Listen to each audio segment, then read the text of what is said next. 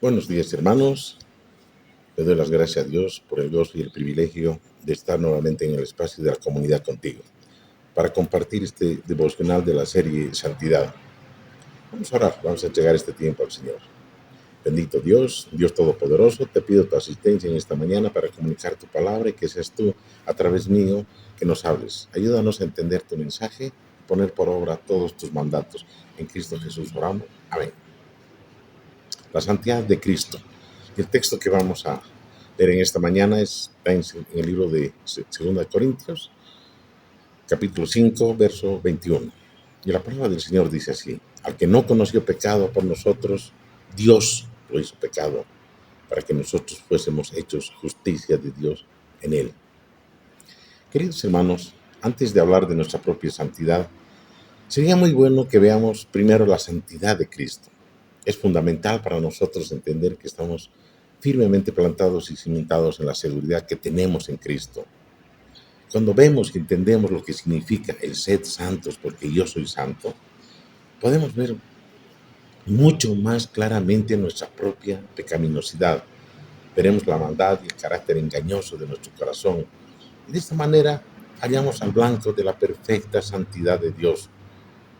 Cuando esto pasa, hermanos, el cristiano verdadero ha de buscar en su corazón refugio en Cristo.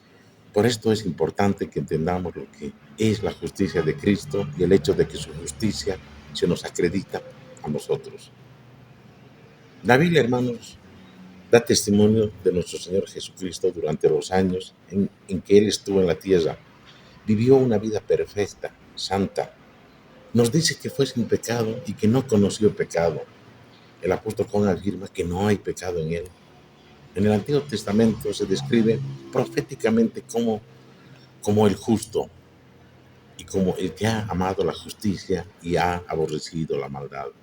Estas declaraciones son de 6 escritores diferentes en la palabra de Dios, que nos muestran el carácter impecable de nuestro Señor Jesucristo. Si todavía queda alguna duda en su propio testimonio, el que ofrece el Señor Jesús, en esta ocasión con los fariseos los miró directamente y les preguntó: ¿quién de vosotros me redarguye de pecado? Como alguien dijo, lo importante no es lo que pudieran contestarle, sino el que no se habían atrevido a hacer esta pregunta. Allí vemos al Señor enfrentando directamente a quienes lo odiaban a muerte. Acababa de decirles que ellos pertenecían a su padre, el diablo, y que querían llevar a cabo los deseos de su padre, el diablo. Pero la santidad del Señor Jesús era más que la ausencia de pecado. Formaba parte de su perfecta obediencia a la voluntad de su Padre. El Señor dijo que había bajado del cielo para hacer la voluntad, no su voluntad, sino la voluntad del que lo envió. En esta oportunidad dijo: mi comida es que haga la voluntad del que me envió. Quizás el testimonio más importante de su santidad es el siguiente: yo hago siempre lo que le agrada al Padre. Y esto podemos verlo en el libro de Juan, capítulo 8, verso 29. Una afirmación como esta tiene que incluir no solamente sus actos, sino especialmente las actitudes y motivaciones.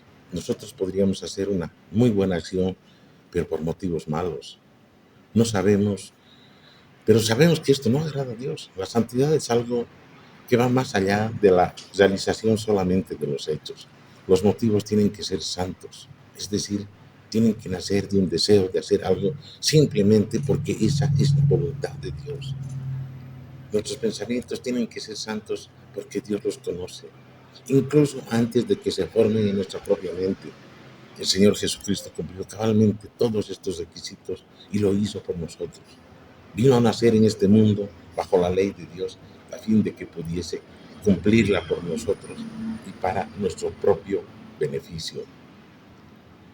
La verdad es que cuando más crecemos en el camino de la santidad, mucho más necesitamos la certeza de que la justicia perfecta de Dios nos es imputada a nosotros. Y esto es cierto, porque parte de nuestro crecimiento en la santidad es el hecho de que el Espíritu Santo nos hace conscientes de la necesidad que tenemos de la santidad. Cuando nos damos cuenta de esta necesidad, es bueno tener presente siempre la justicia de Cristo Jesús a nuestro favor. Y el hecho de que al que no conoció pecado por nosotros, Dios lo hizo pecado para que nosotros fuésemos hechos justicia de Dios en él. Segunda de Corintios 5:21. Hermanos, si buscamos diligentemente la santidad, seguro que iremos a diario hacia la roca de nuestra salvación. Iremos allá para no volver a ser salvos, sino para reafirmar en nuestro corazón que hemos sido salvados solo y únicamente por su justicia. Y como el apóstol Pablo diremos, palabra fiel y digna de ser recibida por todos, que Cristo Jesús vino al mundo para salvar a los pecadores, de los cuales yo soy el primero.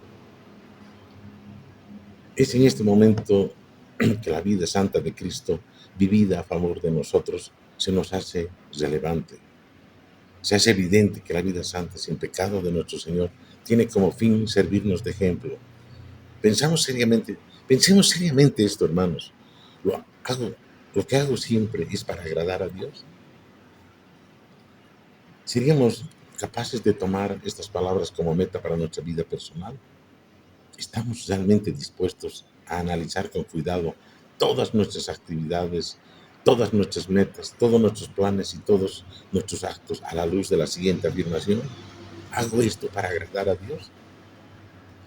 Si no lo hacemos honestamente, si nos hacemos honestamente esta pregunta, seguro que se nos caería la cara de vergüenza. Sabemos que hacemos ciertas cosas buenas en sí mismo para conseguir la admiración de otros, antes que para darle la gloria a Dios. Otras cosas las hacemos estrictamente por nuestro propio placer y beneficio, sin tomar en consideración la gloria de Dios para nada.